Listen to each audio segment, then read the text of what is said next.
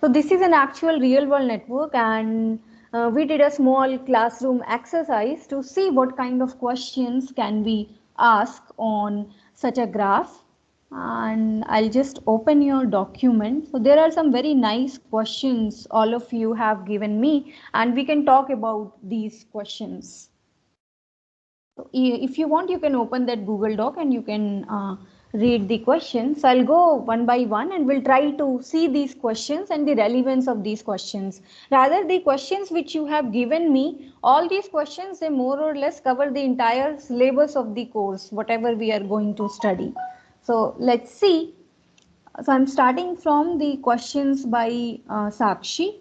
I'm leaving the first question for now because this question, these people, they have started studying very recently. So I'll come to this question at the very end. So I'll start from question number 2. So question number 2 says, which vertex has the highest degree? So this, let me write it down. Just a second.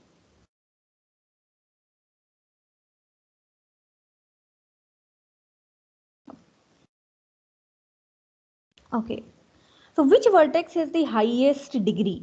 And you see here, when we talk about degree, the network which we saw last time, it was actually a directed network. So you actually would have links in that network. So let me just make a sample network here. Let's say this person A recommends person B, who recommends person C. A also recommends person D. So it's just a small mini graph to see what kind of questions can we ask. And then you can also have a link like this. You can have a link back from C to B. You can have a link back from B to A, so on and so forth. And then there are some nodes here which are not connected to anyone else. And we have a big graph like this. I'm just trying to, okay, let's say I have a graph like this. So the question here is, which vertex has the highest degree? And again you can see here two things. So when we talk about degree here, there are two kinds of degree. So one is the in degree and other is the out degree. So in degree is basically how many people point to you. So how many people recommend you? So if you see here, a lot of people here recommend this node D. On the other hand, how many people do you recommend? So see here, recommends a lot of people. So it's similar to saying that if you have more followers on Twitter, then you have a high in degree. If you follow a lot of other people, then you have a high out degree, right? So can you take a guess which should be more important? Should it be in degree or out degree?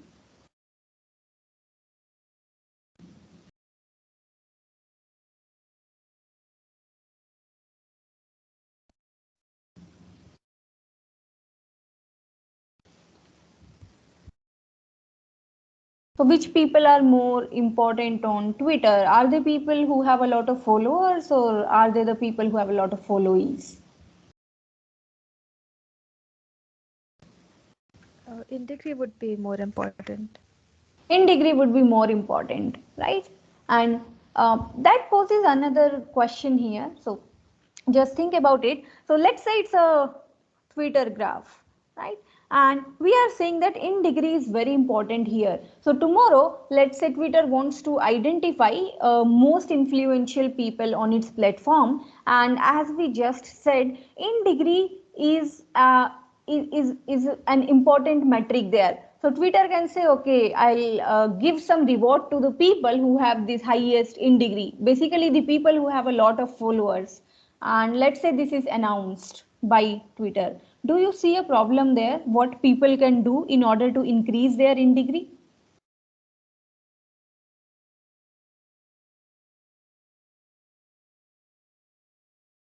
I can create a whole lot of fake accounts, right? So let's say it is Twitter, and here let's say this is my profile, which is node C, and currently I have only one follower, which is B. Other than that, I don't have any follower, right? So what I can do is I can create a whole lot of fake Twitter accounts, maybe around 100, 200, or maybe even millions, if I have a way to automate that, and I'll follow C from all these fake accounts.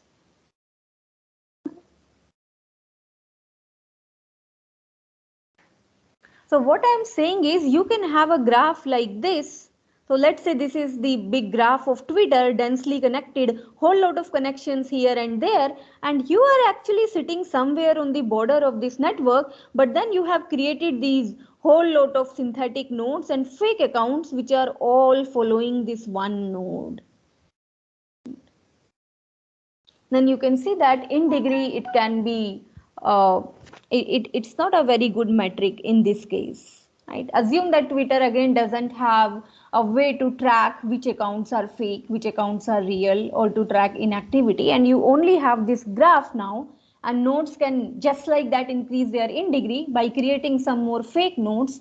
Then how will you identify which are the most important nodes? We will try to answer this question during this course. Okay. Next question is, which person is linked to the most people? Okay. So this question is slightly different in the sense. So previously we were talking directly about the degree, people whom you are directly connected to. But correct me if I'm interpreting it wrong. So according to me, this question is more about, so if you look at D, how many people is it linked to, right? How quickly can it reach the entire network? So if I start from D, you see, actually I cannot reach out anywhere because it doesn't have an outgoing edge. So let's put an outgoing edge here. So D can reach B in one step, D can reach E in two steps. It's like again the shortest path problem. D can reach F in three steps. So you might want to know which person can reach the other parts of the networks fairly quickly. That can be another measure. And there is a way to formally define this measure. It is called closeness, and we'll also talk about it in one of the lectures. So the idea here is when we try to figure out which are the most important nodes in a network, there are a lot of things which you can use, and it also depends on the context. So the first idea can be, and the first idea is you look at the degree. Then the second idea is, which we just discussed, you can look at how many nodes can you reach very quickly. There can be other metrics which you can use. Okay, so take a look at this network, just a second. Okay, so let's say I have a network like this.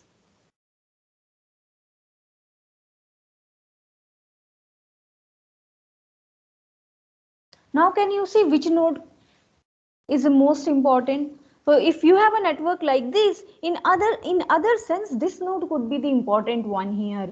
Why? Because it is connecting these two components. If you delete this node from the network, the graph will fall apart. Similarly, when you talk about friendship networks, right, so you have a whole lot of dense clusters there. So these are the people who are very densely connected to each other. These are other people who have a lot of links with each other. So lot of crowded network here, crowded network here.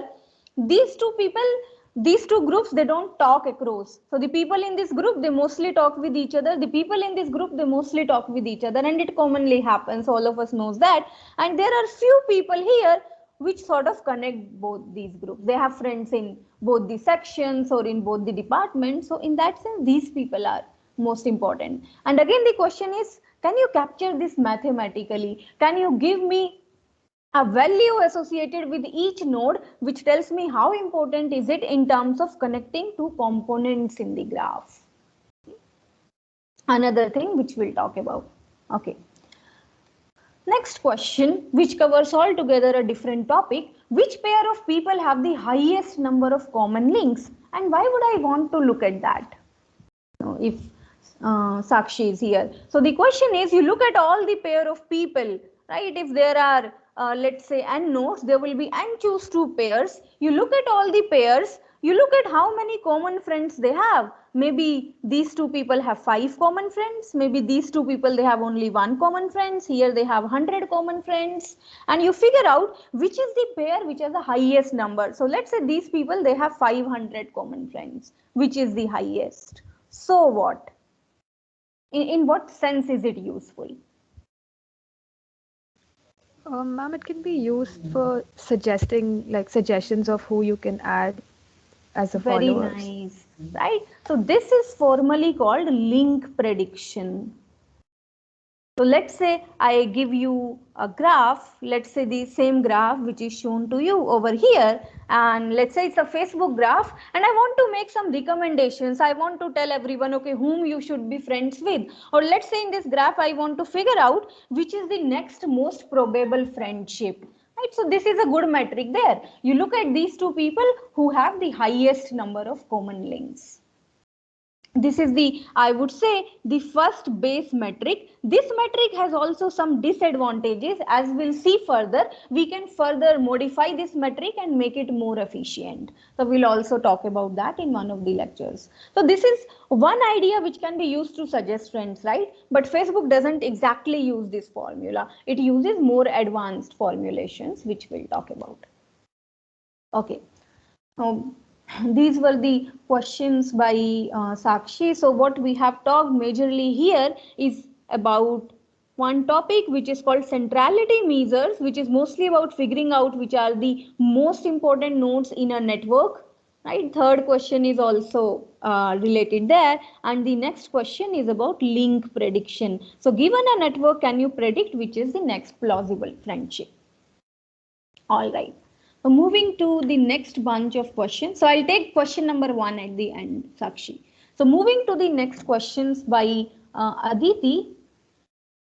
Question number one, what might be the possible reasons for two people to connect? Common hobbies, common views, common friends, right? And it shows us all the more a different aspect of our networks. Why do people become friends? And we talk about one of the reasons why people become friends is homophily. Right? We talked about it in terms of BMIs. So we have seen that mostly obese people, they tend to become friends with obese people. So if two people are alike, they'll tend to become friends with each other. So it need not be some common traits. It can be common traits, like it can be your body characteristics, it can be how good you are in studies, it can be the kind of courses or kind of projects you like, so on and so forth. Other than that, what can be the reasons why two people can connect, right? So um, I'll pick the last point from here, which is common friends, right? Which we also discussed before. So let's say I have two people here, A and B, C. Let's say three people rather. And let's say A is a friend with B, A is a friend with C. Then don't you think that B will also be a friend with C? There is actually a good chance that B is a friend with C. So if I am friend with two people, right, and let's say I'm a close friend with these two people, and these two people, if they are not friends with each other, there is something wrong. Right, so there is a good chance that you should see a connection between both of these people. So this particular phenomenon, it is called triadic closure in social networks. We'll talk about more types of closures soon. So it is you becoming friend with someone based on common friends. And now you can further extend this theory. Now look at this. So why only friendship? Let's talk about a bit about animosity here. Now let's say I have A, B, and C, right? And let's say A is a friend with B, so A likes B, A likes C, but B does not like C. Right? So it's a typical household condition. Let's say it's the husband and his wife and mother. So husband likes both wife and mother, but the wife and mother, they don't gel well with each other. Any idea what will happen later? So you can also see it in your friendship connection. So let's say you are friends with two people, but those two people, they don't gel well with each other. What will happen with time? With time, they'll ask you to choose one. B and C will say you be friend only with one of us. So such kind of a network, it is actually called an unstable network. It's not stable. So A is having this cognitive difficulty here. He cannot maintain friendships with two people if they are enemies with each other. So with time, either this tie will become negative or this tie will become negative. Okay, look at this network here. So let's say again I have A, B and C, and let's say A does not gel well with B, A is also an enemy with C, but B and C are friends with each other.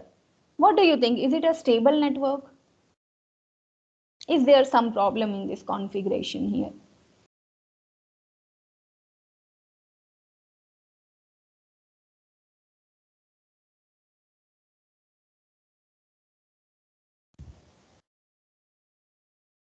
It is stable, ma'am. It is stable, right? And it is stable goes by that common proverb which says enemy is friend.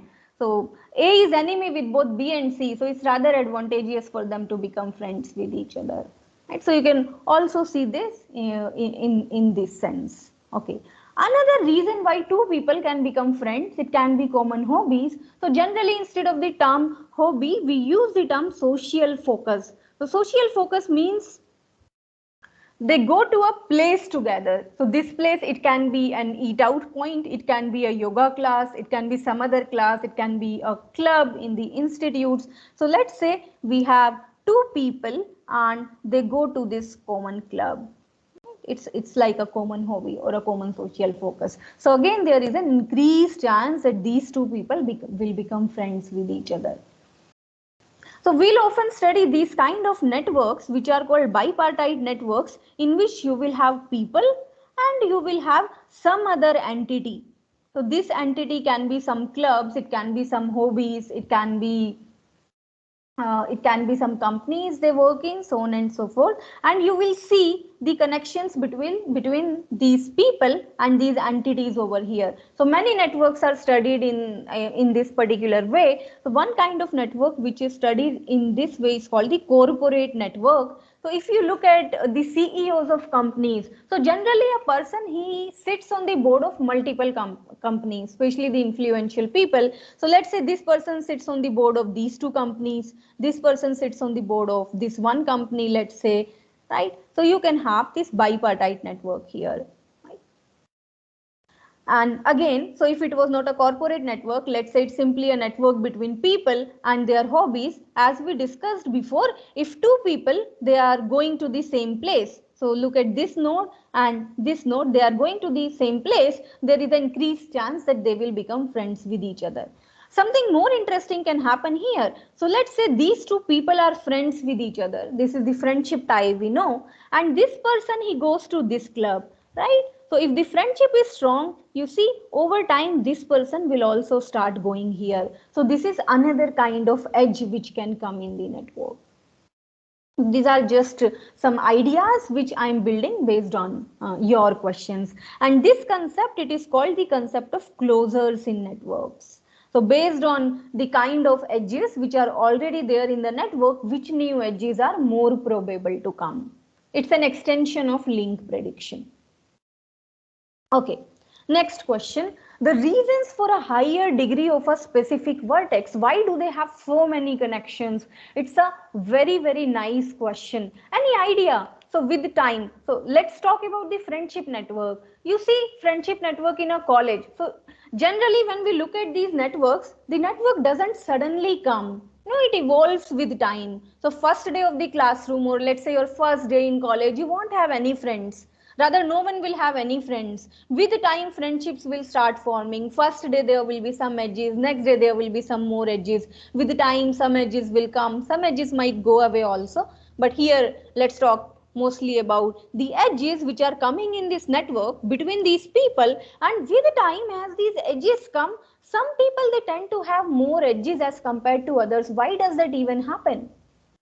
So what Aditi is saying is, generally not everyone has the same number of friends. You can probably see it in your friendship network also. There are some people who tend to have higher number of friends. Why does that happen? And this phenomenon, it extends much out of the graph theory. So let's talk about movies, or let's say the famous novels, or the famous songs, famous books. What else can we take here? Famous actors. So if I take every movie in the world and I rate it, right, and I plot a graph here. So let's say this is the rating. I'm rating on 1, 2, 3, 4, 5, and here is, let's say, the number of movies having that much rating. Right? So how many movies have a rating of 1? How many movies have a rating of 2, rating of 3, 4, 5? How do you think this plot will look like? So I show you two plots here. This is the first one, and let's say this is the second one. So what do you think the plot will look like? Any guesses?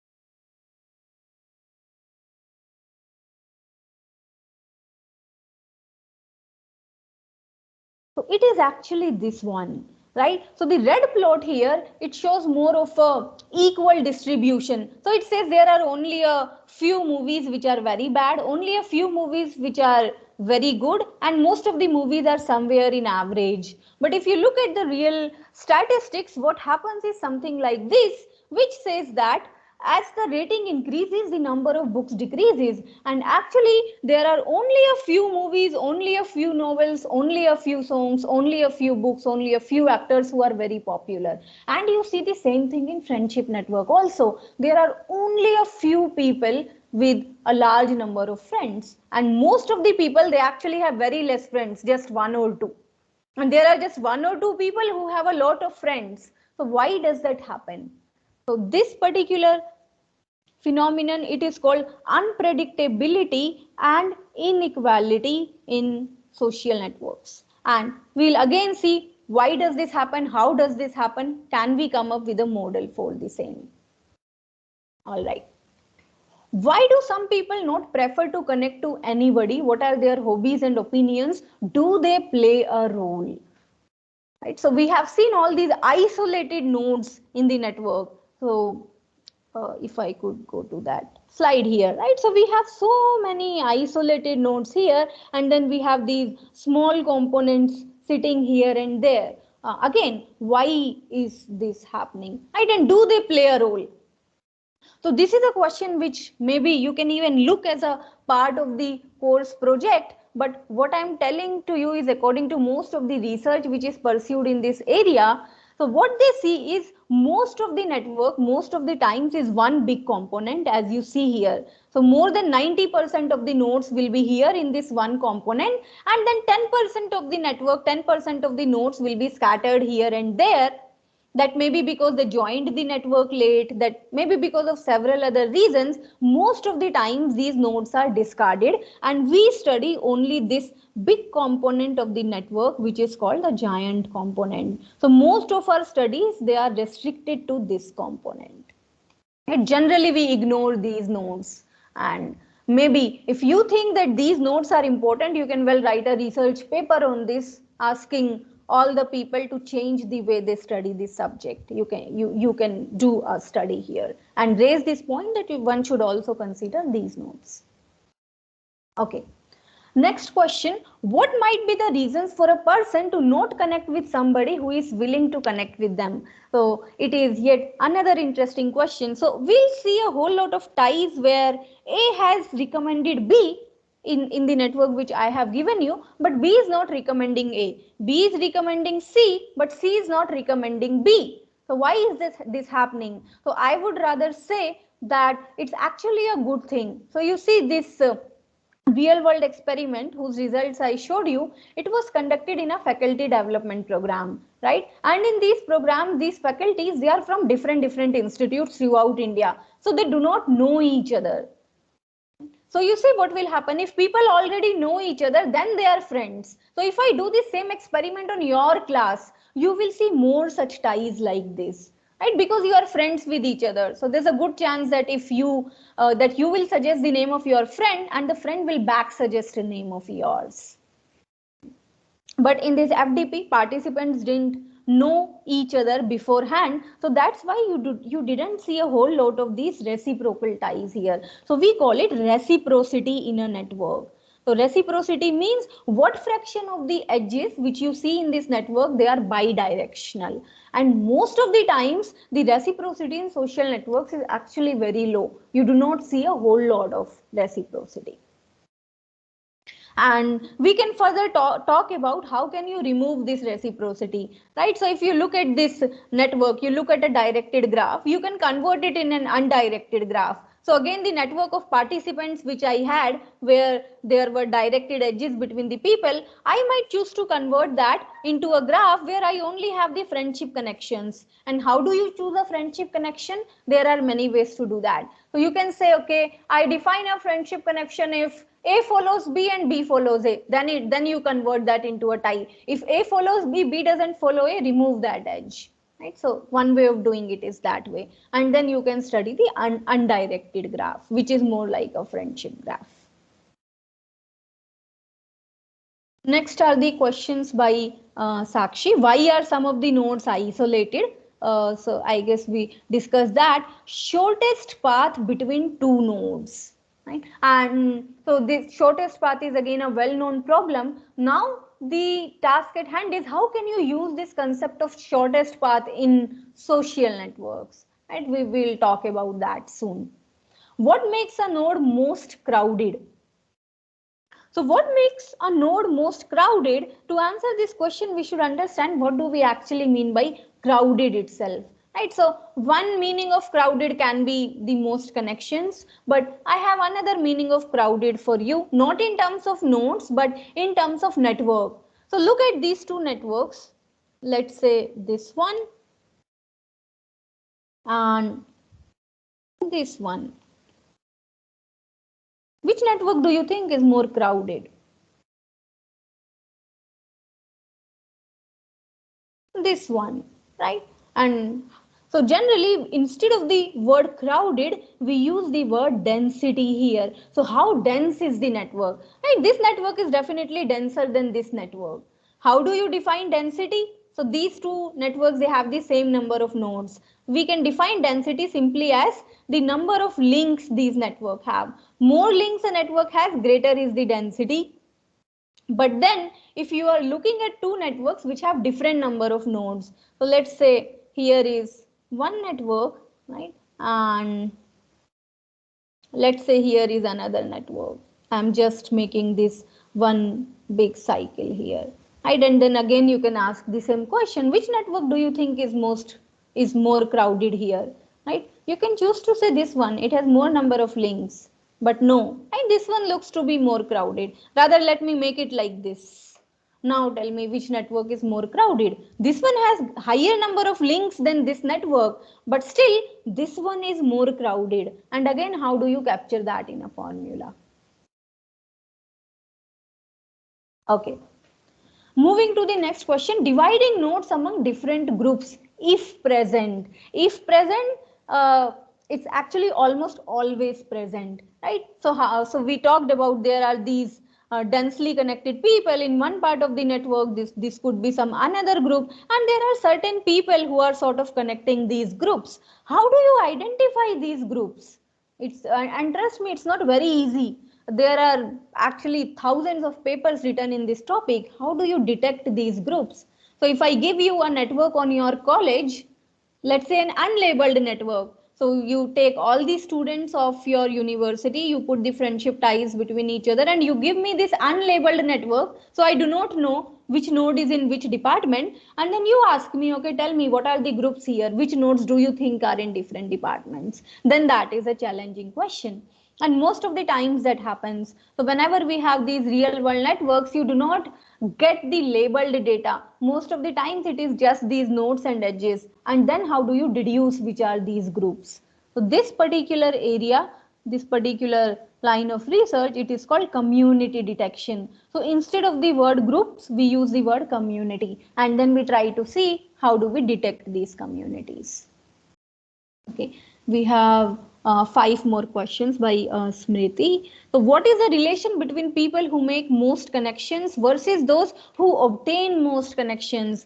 Again, a nice question. So, previously we simply said, okay, these people who have a lot of incoming edges, they are probably more important than a people who have a lot of outgoing edges. But again, you can challenge this theory, right? You can say, okay, people who have a lot of outgoing edges, they can take you to a lot of places in the network. So assume it's a road network, right? So these are the roads. Let's say all the roads are just one way.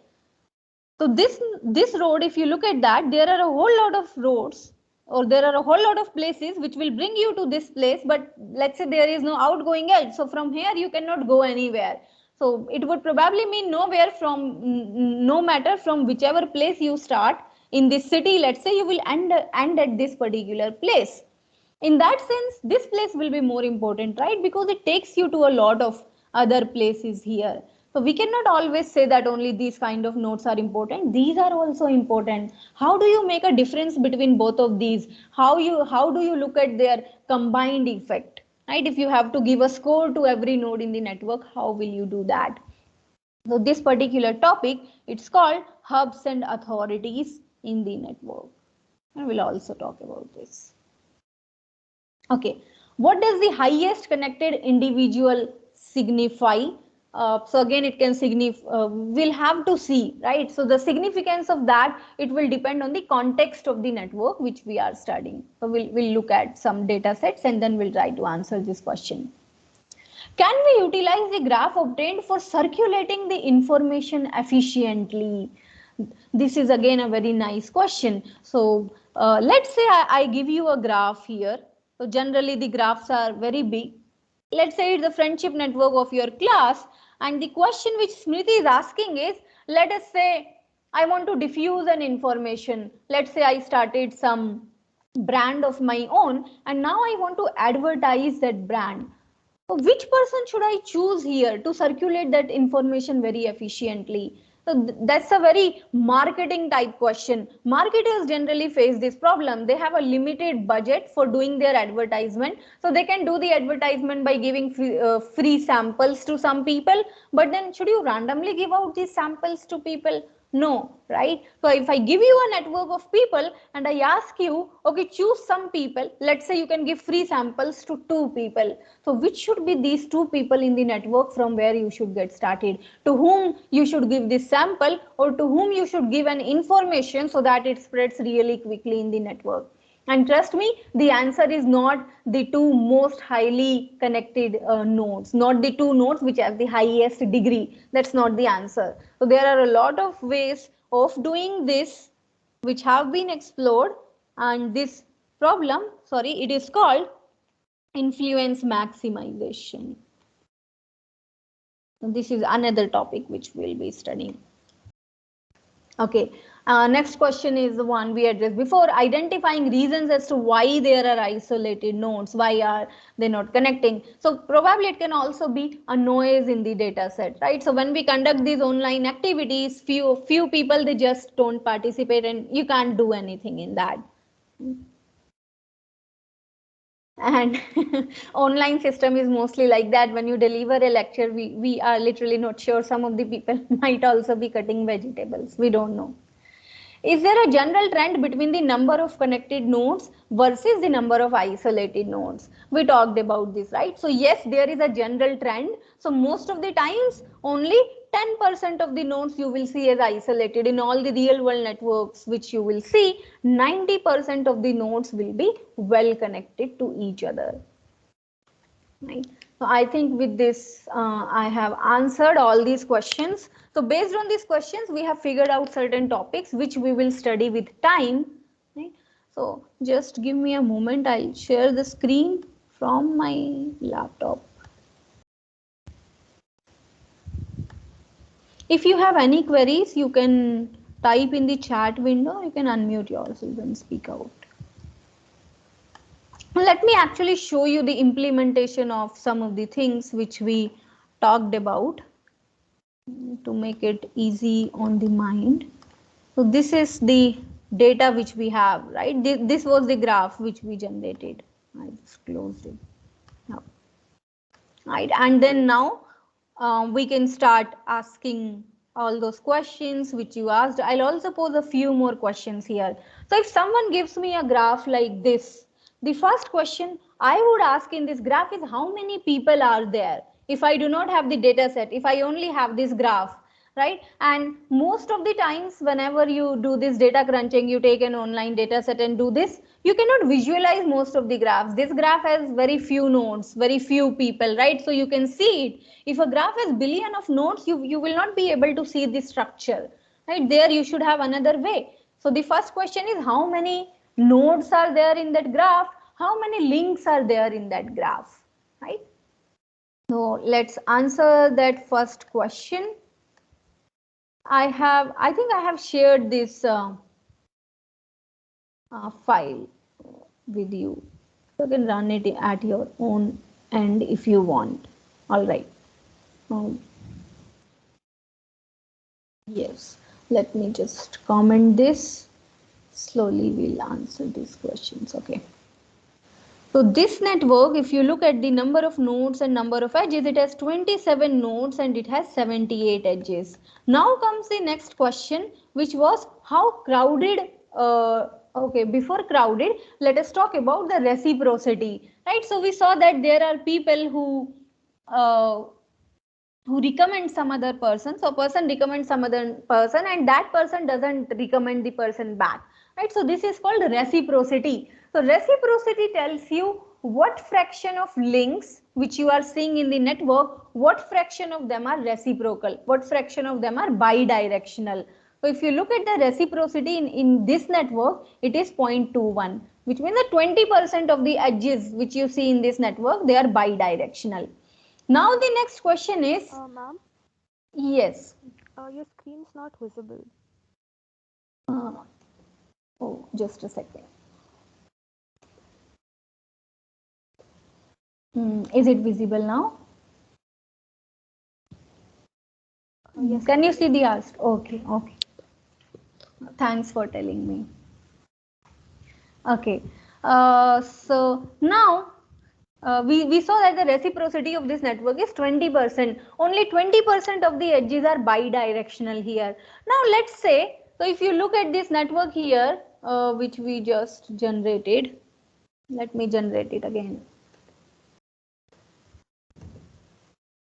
Okay, so this is the network which we have. It has a lot of directed links here. Let's say I want to convert all these directed ties into undirected. So currently it's a Twitter-like network where you see followers and followees, right? So in this case, VR Kavita is following Anu. Similarly, VR Kavita is following Dr. R. Deepa. Now, what we want to do is, I want to convert it into a friendship network. I do not want to see directions here. I want to see who is friend with whom. So how can we do that? So one way of doing that is I'll only keep this kind of edges in my network. So if you look at these two nodes here, Mohan Priya and Subha Lakshmi. So Subha Lakshmi follows Mohan Priya and Mohan Priya follows Subha Lakshmi. So I'll say, okay, yes, both of these are friends. Similarly, if you look at Kavita here and Anu here, Kavita follows Anu, but Anu doesn't follow Kavita. So I'll say, okay, they are not friends. Right? So if we do that and look back at this network again, let's do that. So here is the function which you can use for it. So you'll find the same function in Python also. It would be maybe two undirected, similar name, right? A simple Google search will help you. And I change the argument here to mutual. So mutual means I want to keep only those connections which are mutual, and then I want to plot this graph here.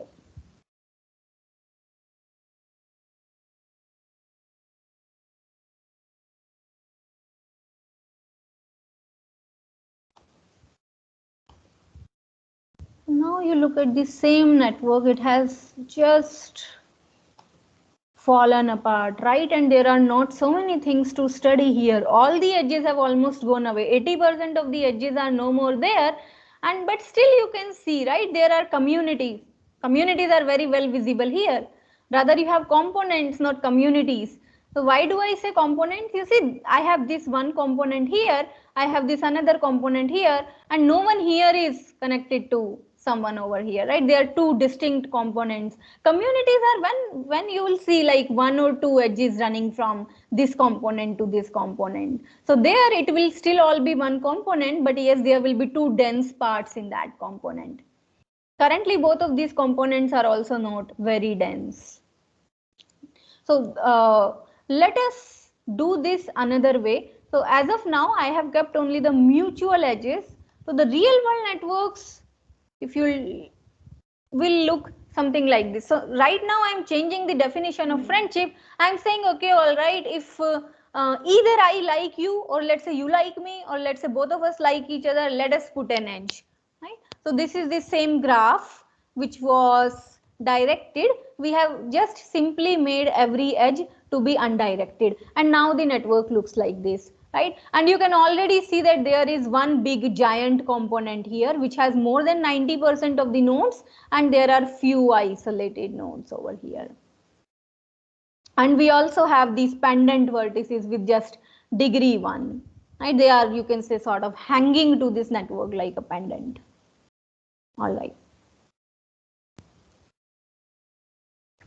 So another thing which we can study in this network was again how crowded this network is, or what is the density of this network. And as we discussed, maybe number of links is not the best way to look at the density of network, because then if you want to compare two networks which have different number of nodes, right, this formula will not fit well simply looking at the number of edges. Any idea how we can normalize that? So let us say I have a network on 10 nodes and then I have a network on 100 nodes. How do we find their densities? And maybe we can consider both nodes and edges, their ratio or something. The ratio or something, right? So we can use a ratio here, and the ratio which we use here is, so you look at the number of edges and you divide it by the total possible number of edges. So you see, okay, how many connections are there in this network, and we know it is not a complete network, right? So you divide it by how many connections were possible.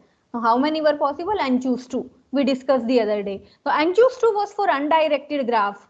How many connections do you think are possible in a directed graph like this?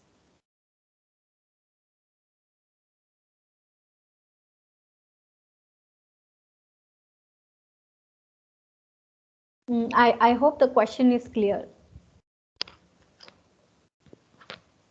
Right, so in undirected graph, if you look at a connection between Kavita and Anu, it already means that there is a connection between Anu to Kavita as well, right? So two links count as one, right? But in a directed graph, how many possible connections are there? So you see each node here, how many connections can Uma have? Uma can point to n minus 1 nodes, right? If there are total n nodes, it can have edges to n minus 1 nodes. Similarly, this node can have edges to n minus 1 nodes. So every node can have n minus 1 connections. You add that, it becomes n into n minus 1. So the idea is you look at the number of connections there are in the network and divide it by the total possible number of connections for both your directed and undirected graphs. So if you do that here, so again you see the density of this network is 11%. And that is interesting, right? If you look at this network, it looks very dense, isn't it? At least this part it looks very dense and very crowded. But if you talk about density on a scale of 0 to 1, it's only 0.11. So density of most of the real world networks, it is very small. Still they are mostly connected. All right. Let us see what else we can do. Now, there are certain centrality measures which we can study. So we talked about degree. So you can look at the 5 nodes which have the highest in degree, right? So it shows you some 5 nodes which have the highest in degree here, and then we can look at the nodes which have highest closeness. So closeness is how quickly you can reach out to other people in the network. I'll define all these measures formally later on. So right now I'm only giving you an idea of what all is there. So closeness is how quickly can you reach other people. Betweenness is how important you are in connecting the network together, in keeping the network connected. Right? So if you do this, so look at the people which are having the highest betweenness, highest.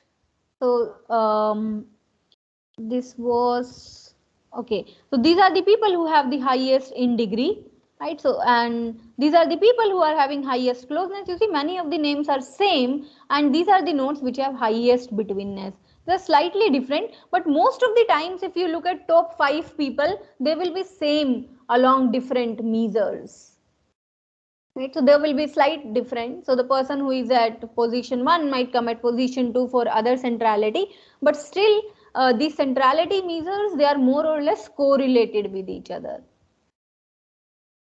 So these are some things which we can do, and here is another nice thing which we are going to study during this course. It is called the page rank.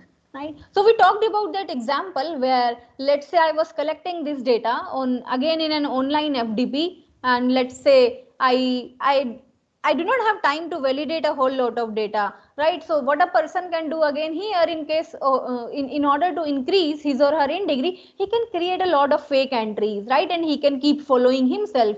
So you will get that person who will be like having a very high in degree, but all those people who are following him are actually fake people, so no one is following those people.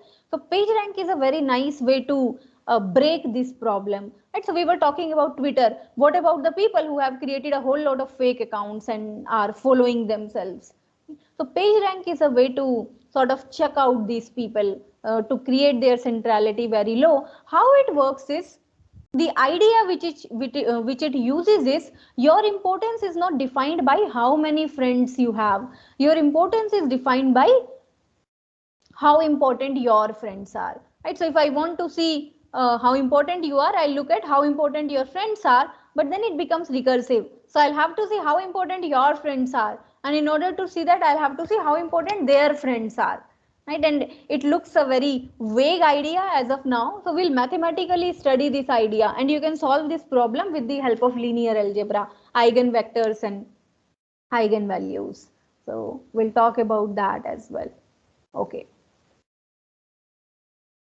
Then we talked about components, right? How do we figure out components in the network? So here I'm showing you an inbuilt algorithm which detects components in the network. So we'll see how these algorithms work with time. Okay. So what I have done right here is, you see, I have ignored all those isolated nodes. So I'm going to find out components in this graph which you see here, right? So as of now, it is difficult to see the components. It all looks as like one connected graph. So to see the components, if I take this one giant component of this graph and let's run this.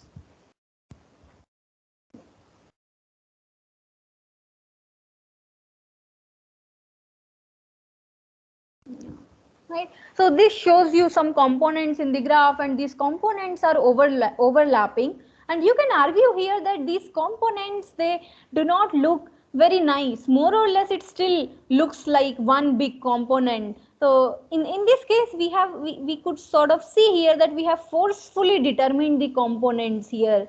So the idea here is, when you apply these algorithms to detect these components and detect these communities, they will always give you some result. They'll always give you some communities, but the idea is to check how good that detection is, right? So we have another measure to figure that out, which is called modularity. So modularity tells you whether actually there are communities in a graph or not, to what degree this graph has components. We'll talk about that as well. So see, the modularity of this graph which I showed you is just 0.2, which means that if you see how modular this graph is, the degree to which it has communities on a scale of 0 to 1, modularity is only 20%. So this graph actually doesn't have communities, but most of the real world networks they have. Also one of the thing which we see in real world networks is, if you want to study the properties well, it's always good to work with the networks which have a large number of nodes and edges. On large scale networks we call them. All right. I think this much is enough here. We'll talk about this all later. Right. So we have 15 minutes left. So with this, let me take a quick shift and let's talk about some of the project ideas that you can pursue for this course. So I am giving you some ideas here to get you started. You are free to work on your own ideas, and once they are validated by me. So once you have a project idea, you can schedule a meeting with me and we can discuss that. All right.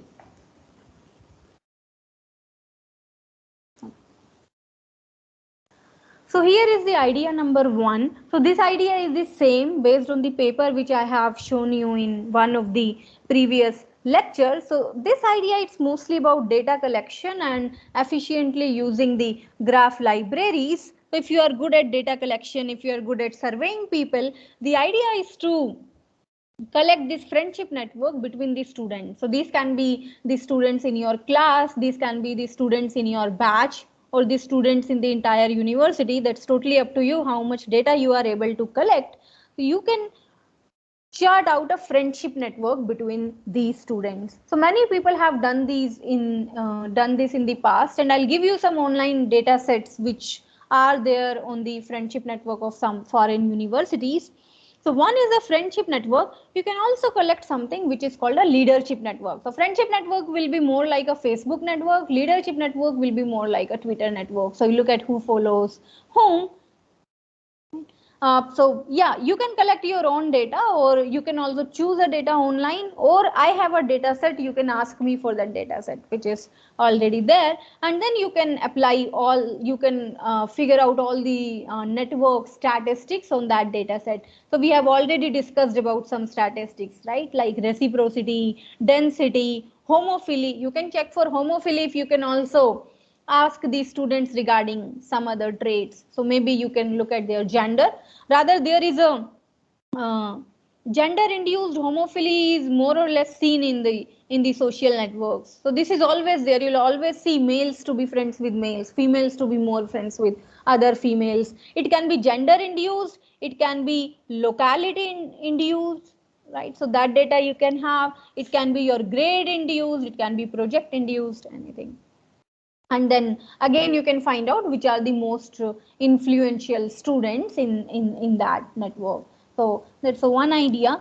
And although these ideas they might look very statistical as of now, but the idea is they are also very sociological as well. So in that terms, there was this very nice study which was conducted on Broadway musicals. I call it collaboration versus creativity. What these people done was, so there were a lot of Broadway musicals. They collected the data across all these Broadway musicals, and what they see was, so when you make this musical company, so you choose some people for the company, right? You need some manager, you need maybe an accountant or some other people. So all these people which you are bringing together in making a new company or in making a new Broadway musical, can you see the connections between these people? So how well do these people know each other, right? And that is measured in terms of density of the network which we just discussed.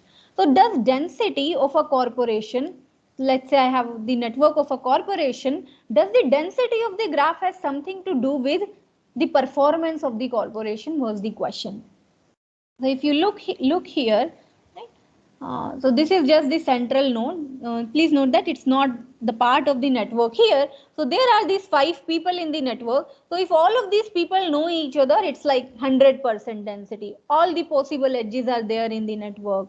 On the other hand, if you see here in this case, the density is 40%.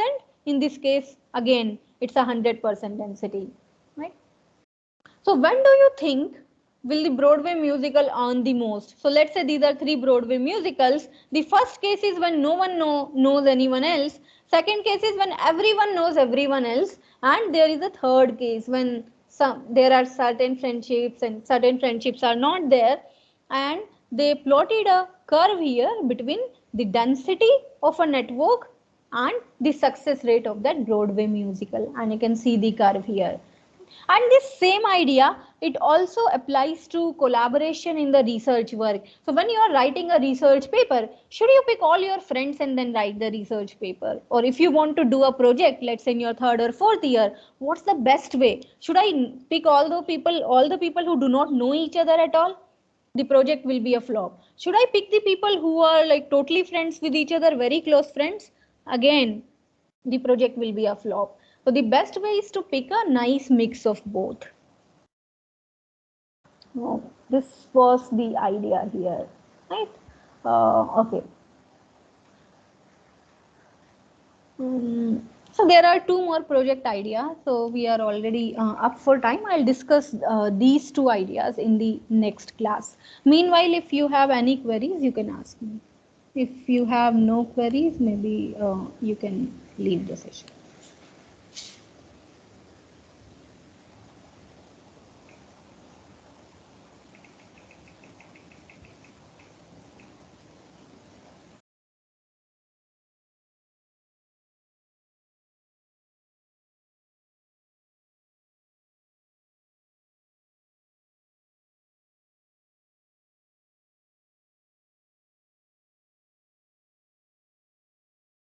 Ma'am, Yes, Sakshi, tell me. ma'am, while studying these networks, what should be the ideal number of notes that we should take? Okay. So see, once you are back in the campus, then you can actually work with very large scale networks. And based on what I know, all of you will be back by ninth. Oh, okay, we did not get any mail so far. Okay, probably you will get it from this is according to my limited knowledge. So I will let you know. So if we have the semester online, then definitely you can't work with very large scale networks. You'll have to limit yourself to, I'll say, networks which have less than 10,000 nodes. Right? So Okay. somewhere between 1,000 to 10,000 you can pick. And if you are in the campus, then you can make use of the high-end servers which we have, and you can even work on the networks which have millions of nodes. It will be able to process them. Oh, okay, ma'am. Right? So it will depend on how the situation turns out. Yeah, all right.